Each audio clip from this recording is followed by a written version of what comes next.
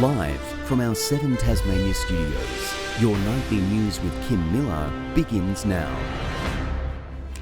Good evening, everyone. Well, first to the state budget. And Tasmania is poised to owe more than $4 billion in net debt as the state government tries to spend its way out of the COVID crisis. Today's budget has laid bare the carnage caused by the virus to our bank balance. State political reporter Sean McComish was in the budget lockup and begins our coverage tonight. Good evening, Sean. So we're facing a net debt of $4 billion. Can you put that into perspective for us?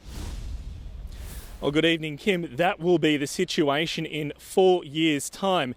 Now, it hasn't deterred the state government from embarking on a $5 billion infrastructure spend. The Premier says that will support some 25,000 jobs over 4 years. Now, Peter Gutwein says that this is the most important budget he's ever handed down, even if some of those figures are very sobering. Paying the price for the pandemic. It should come as no surprise that the support we have provided has come at a cost. I've been open with Tasmanians from day one about this, and I won't sugarcoat the situation.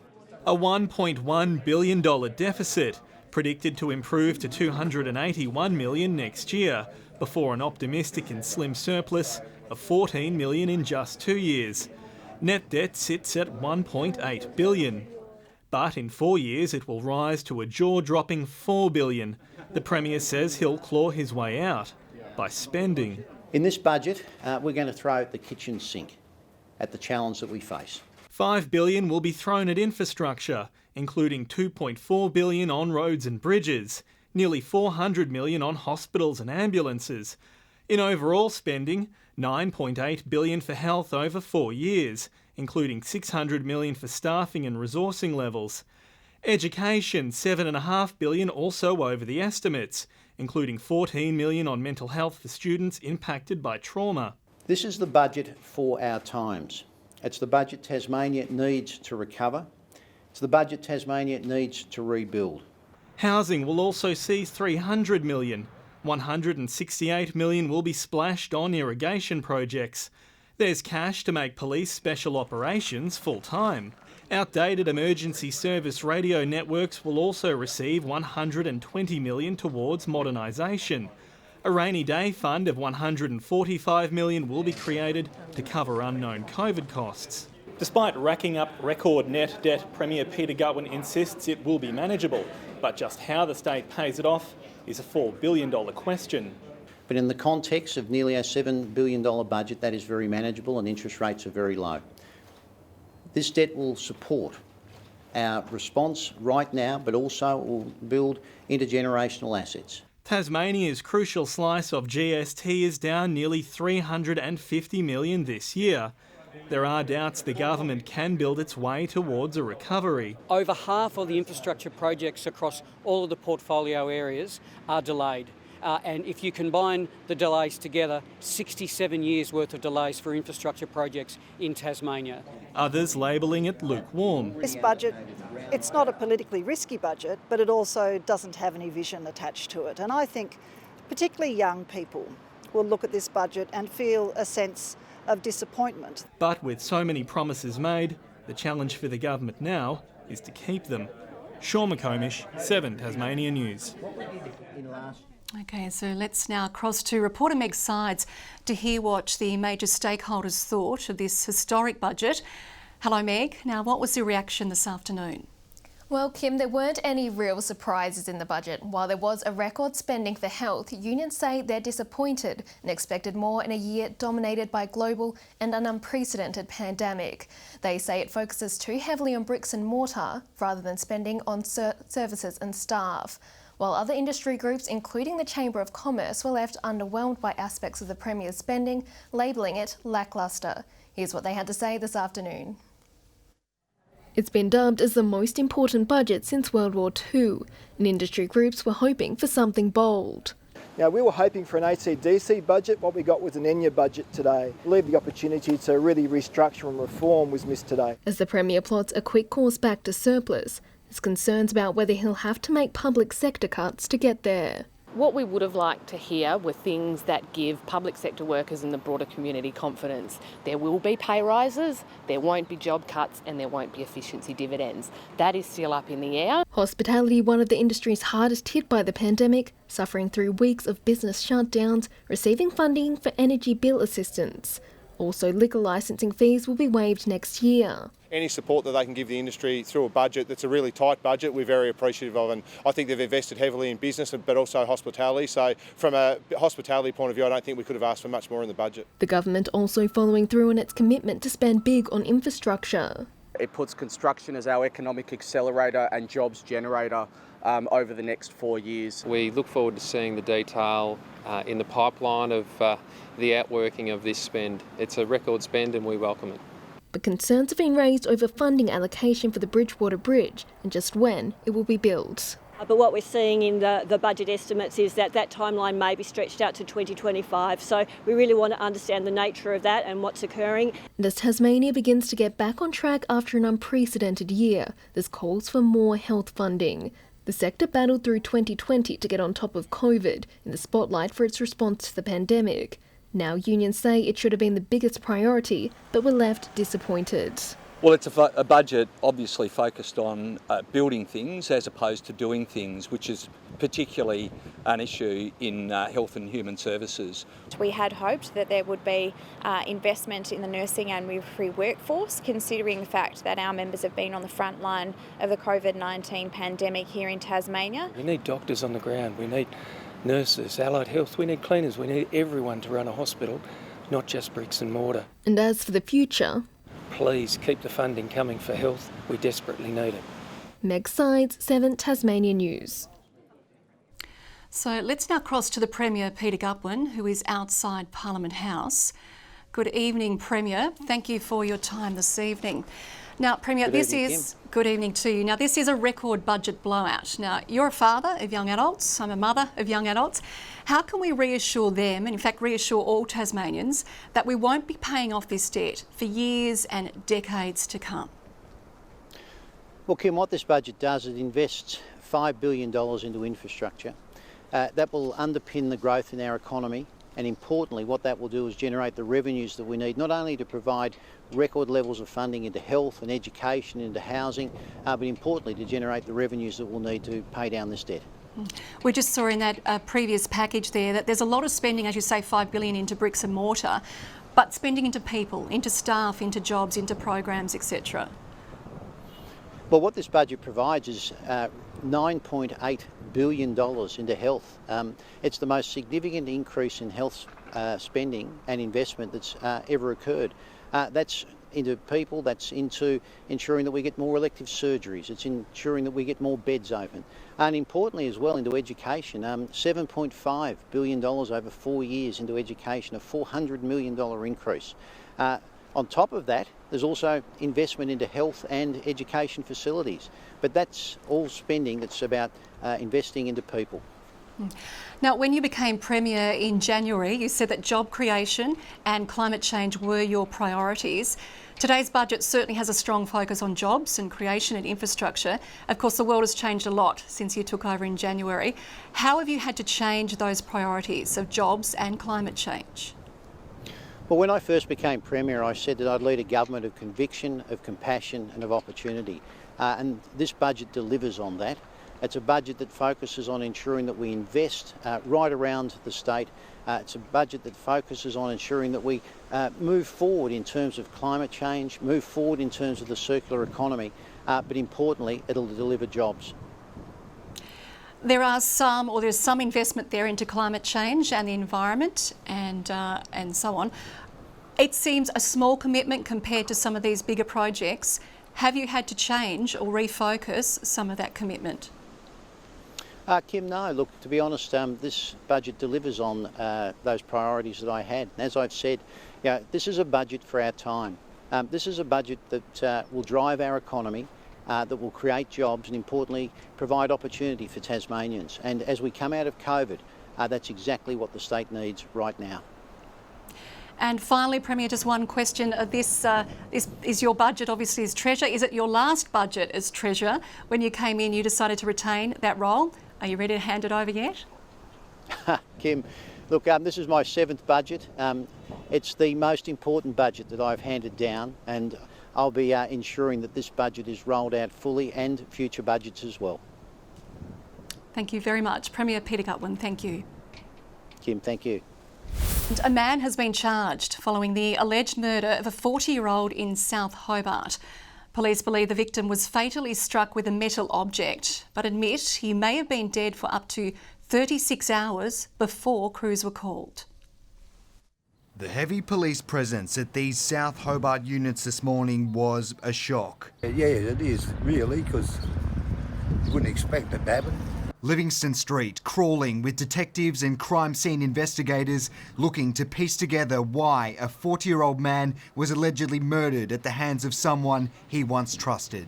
Police say the victim had been living at the unit. I didn't know him very well at all. Sure. I didn't even know he was actually staying with him because he was a pretty quiet sort of fella. The owner of the property now an accused killer after the two became involved in an altercation, resulting in the alleged offender striking the victim to the head with a metal object.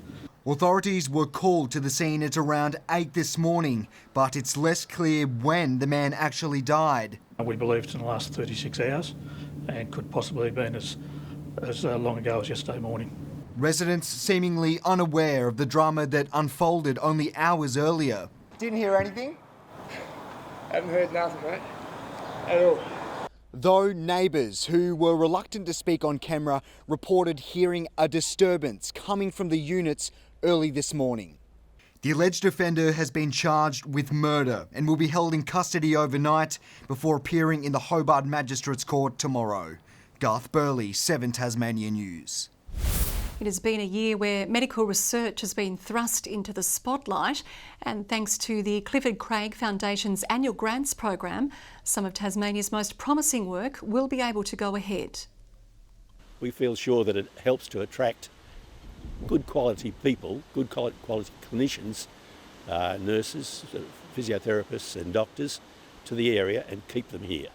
We're receiving a grant where we're looking at improving the outcomes for babies born in the northwest, looking at managing obesity in pregnancy, and then also monitoring carbon monoxide monitoring for smoking during pregnancy. Funding for 6 different projects was announced today, along with continued funding for 2 more. A self-confessed deep-sea geek from Launceston has made a world-first discovery. She's captured the largest group seen of an extremely rare underwater creature, and it's proving invaluable to researchers.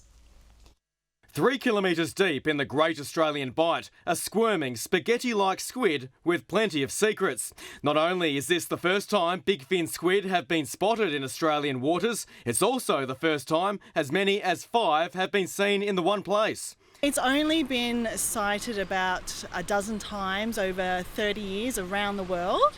So seeing 5 in the Great Australia Bight has been really special. Launceston's Deborah Osterhager led the team which landed the big fin find. The pictures were captured using special deep water cameras deployed beneath the investigator ship. Very little is known about the creature, but researchers have already been able to measure the squid from these pictures. One came in at nearly 2 metres in length. Before I even studied science, I was beginning to be a deep sea geek, and I read about this squid with strange elbows in a book, and so to actually see it myself and to end up researching and writing about it has been amazing. The discovery has caught the eye of news outlets around the globe, with Deborah inundated with media requests. Her ultimate goal is to capture a big fin squid in one piece, something which has never been done before. It's been said less than 5% of the deep ocean has actually been explored, and even less than that of the actual ocean floor. With the voyage also finding nearly 300 new creatures, we're slowly learning more about this vast part of our planet. Tom Johnson, 7 Tasmania News. The University of Tasmania will establish new social hubs in Hobart, with around 400 more students learning in the CBD. With less people allowed in classrooms, additional fit-for-purpose teaching spaces have been secured in the KPMG building. The university says its current inner-city developments will not be ready in time to provide the extra space. Work is underway to create timetables for thousands of students under strict new social distancing measures for next year. A groundbreaking new system for treating toxic waste has been launched. Southern Waste Solutions says its new wetlands at Copping can recycle waste leaching out of landfill by taking out harmful contaminants. The innovation aims to make the facility self-sufficient and reduce its environmental footprint. Tests are now taking place to see if the technology can treat water to a standard where it can be reused as well. A Launceston school community is taken to the barber's chair for a close shave. 31 haircuts were given out at Trevellyn Primary in their annual fundraiser for Canteen Australia. Students and staff weren't gathering for a normal assembly at Trevellyn Primary School today. 29 students and 2 teachers losing their locks, some for the 4th time. It feels a little weird. I've done this before, but I guess I'm used to it now. Everybody wants to touch your head. Fundraising for Canteen Australia's Be Brave and Shave campaign. They've raised $15,000 this year.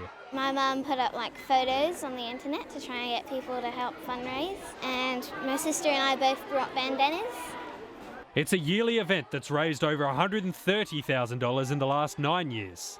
An amazing school spirit seeing every participant cheered on.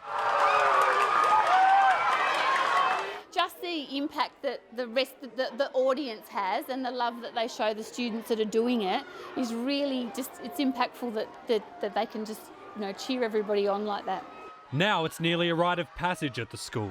It's just heartwarming every year when they put their hand up and said, yeah, I want to do that too. Well, it was the right thing to do. And it's just nice to help people, yeah.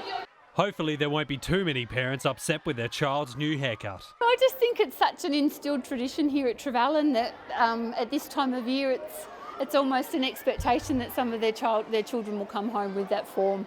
Josh Duggan, 7 Tasmania News. Tasmanian Tigers coach Jeff Vaughan denies the side's loss to New South Wales was embarrassing. Tasmania was well ahead at the start of the match after bowling the Blues out for their 3rd lowest total in the history of the competition. By no stretch, whilst it was a good result early on day one, we knew that we were in for a long game ahead. We're disappointed from day 2 onwards. We didn't make the most of the position that we set ourselves up in day 1. And English batsman Will Jacks is the latest signing for the Hobart Hurricanes. The 21-year-old has played first-class cricket for Surrey in all 3 forms of the game and will be making his Big Bash debut. Good evening, everyone. Hobart reaching the state's top today with 27 degrees, 22 in Launceston and Burnie and Devonport 19. Across the state, Friendly Beaches, Grove and Bushy Park also 27, Flinders Island and St Helens both 23, 19 in Strawn and King Island and Low Head reaching 18. A mixture of high and low level cloud can be seen over the state today, with clouds spiralling into the broad low pressure system to the southwest. Across Australia, a large area of low cloud sits over and to the south of the Bight, while high level and convective cloud can be seen over the east and the north of the country. Tomorrow's chart shows the complex low pressure system tracking south of Tasmania as a high pressure system lies over South Australia. Surface troughs extend over the surrounding states. West to northwesterly winds tomorrow 15 to 25 knots, reaching 30 knots about the west and south during the morning. And there is a strong wind warning current from Tasman Island to Sandy Cape. Showers and 22 in Hobart tomorrow, 21 in Huonville, Campania 23. Possible showers and 19 in Launceston, 18 in Devonport, a shower or 2 and 17 in Georgetown. 17 in Burnie tomorrow, showers and 18 in Strawn, Wynyard 17. And in the east, partly cloudy and 20 in St Helens, Swansea reaching 21 and 19 in Port Arthur. The UV tomorrow is very high across the state, with the sun expected to rise at around 5:45 a.m. Looking on to Saturday now, showers about the west, far south and Bass Strait Islands. Showers developing from the northwest on Sunday. And on Monday, showers about the west and far south. 23 in Perth tomorrow, Adelaide 19, possible showers in Melbourne and Brisbane and 34 in Darwin. And currently Hobart's sunny and 22, partly cloudy and 16 degrees in Launceston, and mostly sunny and 16 in Devonport. And Kim, that is Thursday night's weather. Thanks very much, Chelsea. We'll see you again tomorrow. And that is your news for now. I'll be back later with updates. Thanks for joining us this evening. Good night.